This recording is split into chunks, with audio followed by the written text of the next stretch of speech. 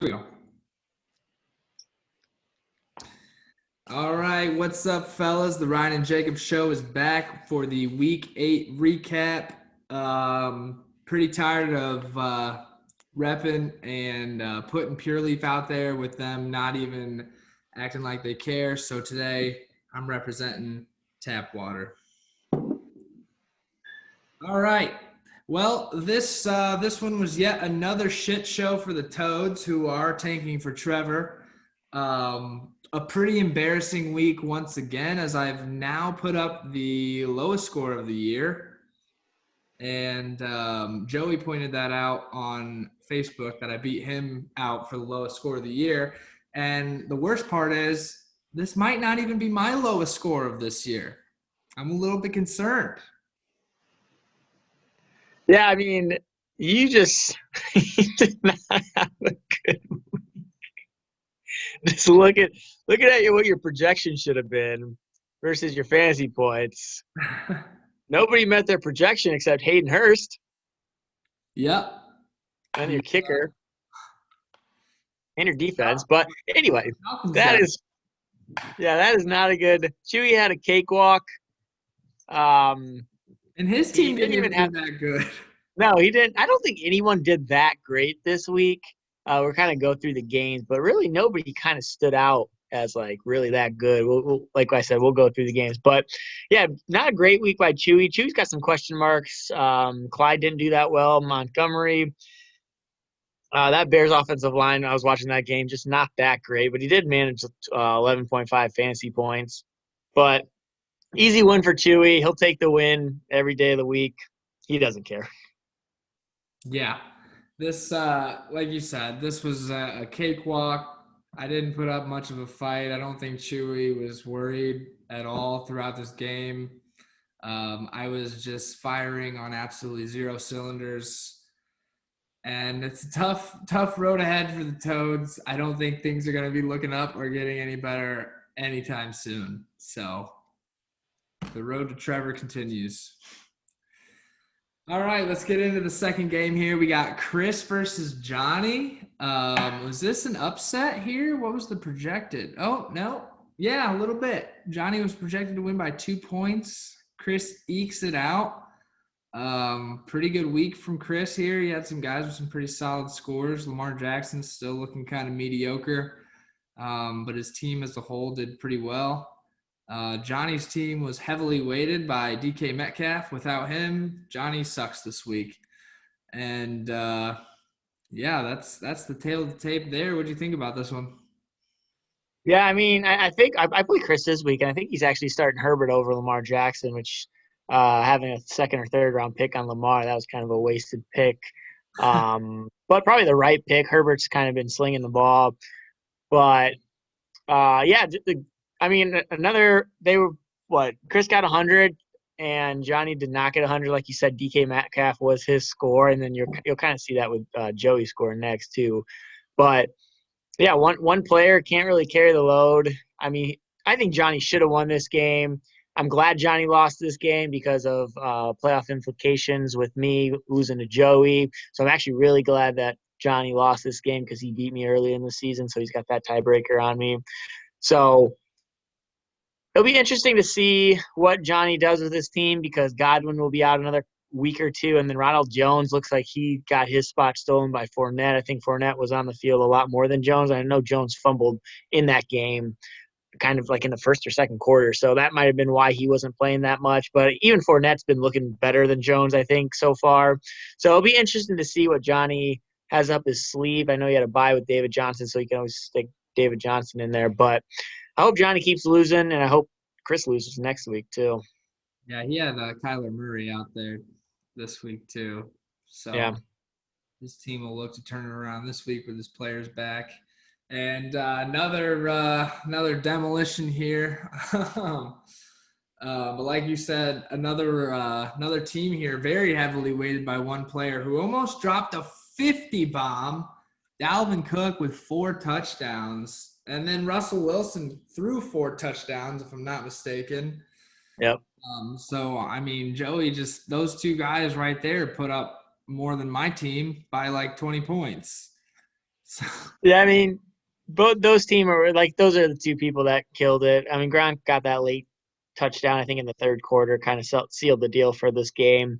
But I think Joey had a commanding lead. Brady and Scotty wasn't doing as much as I wanted him to do at the Monday night game, and Amari Cooper, I don't think showed up that game. He's getting benched this week for sure. That's a sure. I'm putting that on the cast right now. Cooper is getting benched probably for the rest of the season, unless Dak comes back somehow. But Cooper is not going to see the playing time unless I have a lot of buys in 1 week. But congrats to Joey. I was hoping I could squeak this one by Joey. His Thursday night game wasn't that great with Gurley and Robbie Anderson getting 17, 16 combined. But I mean, Dalvin just did Dalvin. You know, when Dalvin's playing, he's he's the best running back I think in the league. But it's just, can he stay healthy is a real question for him. yeah, he absolutely exploded this week on that Packers defense. Um, yeah, that's a really tough one to beat. I mean, a 120 no matter what is a pretty tough score to beat. So yeah, good. Another great showing by Joey, who moves to 7-1, and looking like the team to beat. So here we got another pissing match, the 68-81. Lubasi's team, who had been showing out, looking pretty great the last few weeks, drops a dud. Now he's kind of looking like his week 1, week 2 team. What did you think about this matchup here? Yeah, I mean, Lubasi had Hopkins, Fuller, and Watson on a bye, so he kind of knew that he was gonna have to really do something crazy. I mean, really, I don't know. Lubasi should have won this. I think he'd been the first person to tell you he should have won that, even with all those buys, because James puts up an 81. He had some garbage touchdowns with Brandon. I don't know how to say his last name, but he had a late garbage touchdown. AJ Brown had zero like the whole Tennessee Titans game until the fourth quarter. Then he got a lot of catches towards that, and then Gollum got a touchdown. Jimmy Garoppolo got hurt. I think James posted this on the Facebook chat that he's never had a week that all his players have been healthy throughout the whole week. And Garoppolo got hurt, I think, in the second half or beginning of the second half, and got him not even 2 points. So He looked awful. and he looked bad. Yeah, he looked so bad. That 49ers team is a hospital. We got so many injuries for that team. So you're not going to see the 49ers back in the Super Bowl. I promise you that. No, I think that's a far stretch, and Boston's gonna have to turn it around if he wants to see the playoffs this year. Sitting at 4-4, actually he's probably got still a pretty good chance at 4-4.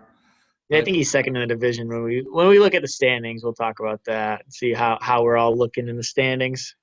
yeah, but nonetheless, congrats to James on a win here. I know he's been looking to get one.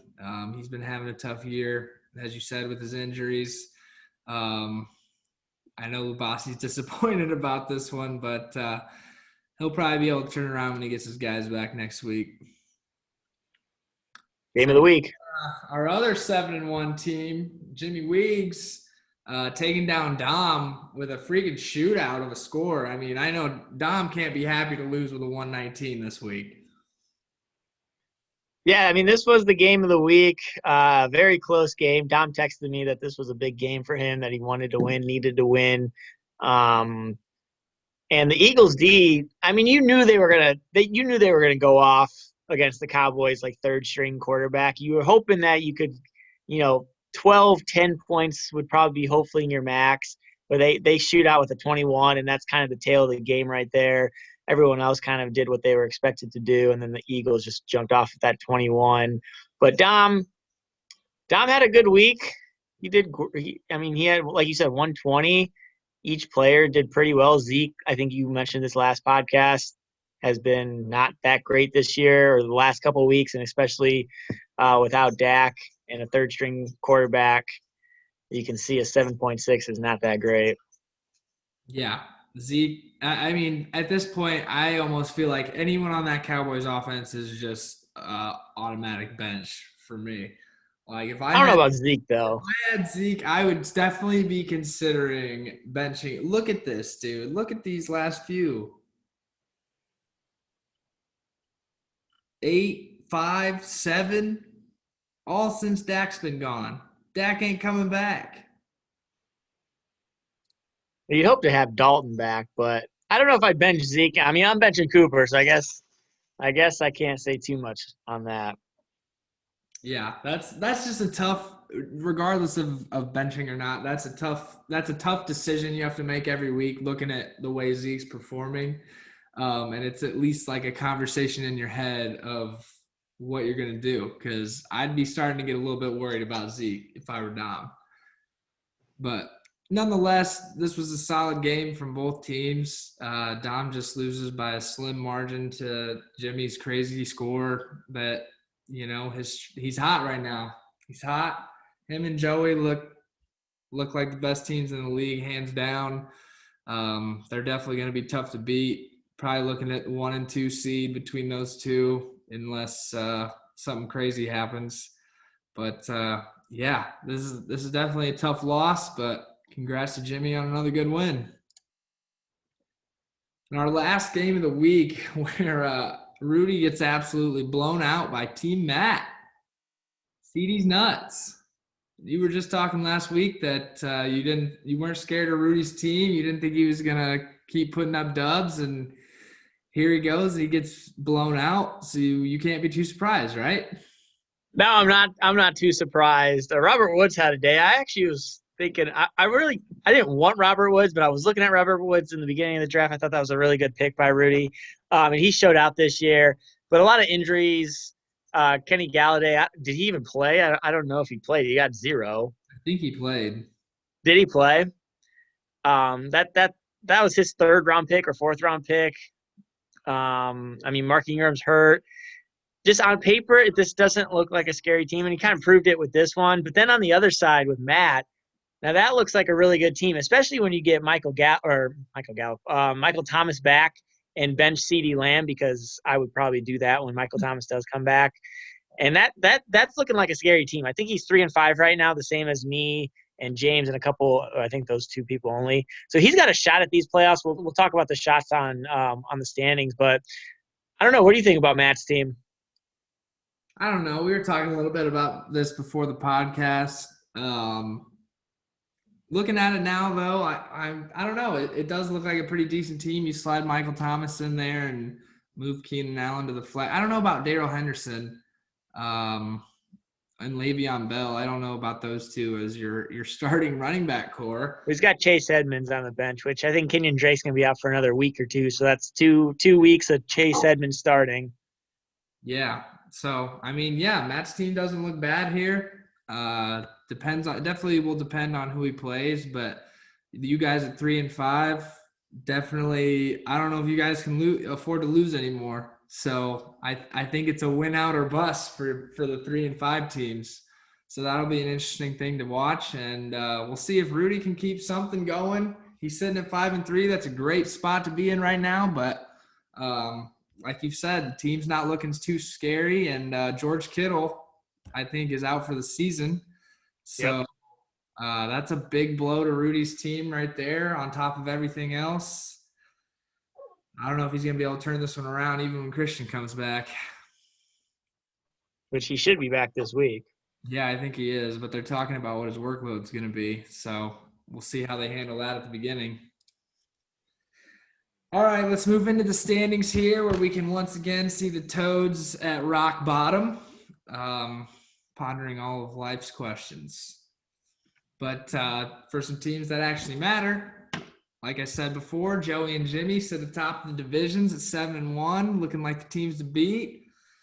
You guys got a lot of teams over there at 3-5 in your division. You got 3 guys tied for 3rd place over there.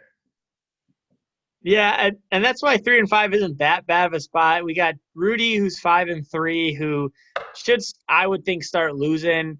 Chewy, hopefully, I mean, his team is pretty good, but hopefully he starts losing. And I think with Lubasi and 4-4, I mean, the 3-5 teams, I think they need to win out. I know me and Matt still have to play each other, so that will be. I think it's not this week. I think I play Chris this week, and then next week I play Matt. So that's going to be a huge game, especially if we both win this week.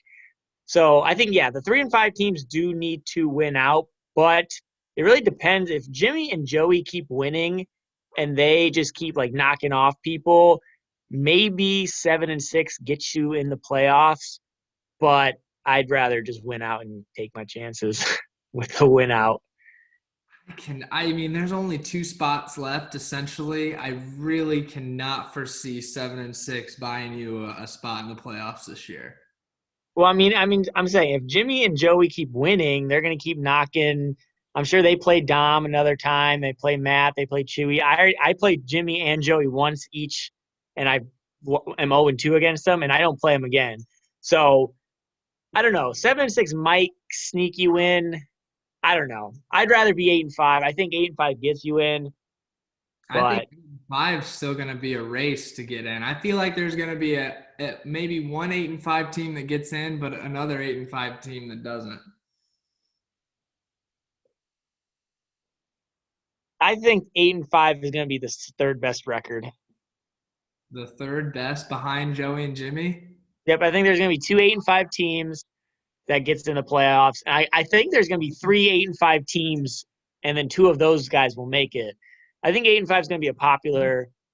I think Chewy makes an 8 and 5, and I think Dom or Lubasi make 8 and 5, and I think I make 8 and 5. I think I win out. So that's my prediction. I don't know whose 2 would make it. I think because I still play Dom, so if I beat Dom, I'll get him, and then I play Lubasi again. I'll be 1-1 with him. I think if those 3 people are 8 and 5, I think I get one playoff. I get one of the playoff spots. Okay, so to that point, how are you going to say that 7 and 6 is going to sneak you in? There's no way. No way. There's room for a 7 and 6 team. Well, that's just my prediction. I mean, it could go. It doesn't. It's not. It might not go that way. I think. I don't know. I'd have to look at the schedule. It'll be interesting to see who plays who and when they play. I'll pull it up right now. 7 and 6. I don't know who. Do you remember what the records were? Well, your record was 8 and 5 last year, wasn't it? Or was it 7 and 6? I don't even remember. I think Jimmy was 7 and 6, and he got in. Yeah, but I don't think we also had 2 7-1 teams. You were the only team that was doing something like that last year. Yeah. I think I lost. You had a cake schedule. Let's not forget to mention that point. Your schedule was insanely easy last year. I think I lost twice in the regular season last year. I think I lost to Lubasi, and I think I lost to you the last game of the year. Yes, you did. Best team. But yeah. So I think we can officially say, or I can officially say, to me and Chris, cheers. We've punched our ticket to the consolation ladder, and I think we should celebrate that. I think Chris and you, yeah, you guys don't have any shot. I'll see you in whatever city they host the consolation in. We'll meet up. I think you guys, yeah. It'll be hard for you guys to win out, especially with – who do you play this week? I don't think I've played Jimmy yet either. Who do you play this week, though? James. Oh, okay. That would be a big game. That's a must-win for James. I think every 3 and 5 team is a must-win this week, and I don't think any of them play each other. Wait, no, Johnny and Matt do play each other. That'll be an interesting game right there. Yeah, and James better hope that my garbage squad doesn't somehow sneak a win over him and take him out of playoff contention. And I'm hoping Chris's team sucks. I hope he gets a 50-pointer this week. Yeah. This is honestly, like, aside from the 2 at the top and us 2 down at the bottom, everything in the middle here is a pretty tight race. And this week, it sounds like has quite a bit of implication on some of these 3 and 5 guys. Yeah, I think Johnny and Matt play each other, and if that's the case, I think loser punches his ticket to the consolation bracket. So it'll be interesting to see who wins. Johnny gets all his players back, like Kyler Murray. I think he had another person on a bye. And I think Matt gets Michael Thomas back. So Matt's going to have a full squad when he needs a full squad. And that'll be a good game to watch and a nerve-wracking game for both Johnny and Matt. Yeah. Yeah, this is going to be an interesting week now. I'm happy to that we've realized that because yeah, a lot of teams' playoff dreams are pretty much on the line this week, and we got a lot of guys coming back from injuries, so it could be a good one. The fireworks are going to be up this weekend. Well, I guess that'll do it for the week 8 recap. We do need to get some mini game updates out. I know we've been kind of slacking on letting people know where they're at. We do have all that information, but we definitely need to get that out to everybody. I don't really know who's winning right now off the top of my head, so we'll try and maybe get that out later this week or this weekend or something. And all right, well, that's a week 8 recap. Good luck to all the 3 and 5 guys this week. Big week for you. Playoffs on the line. Good luck to everybody, though. Peace.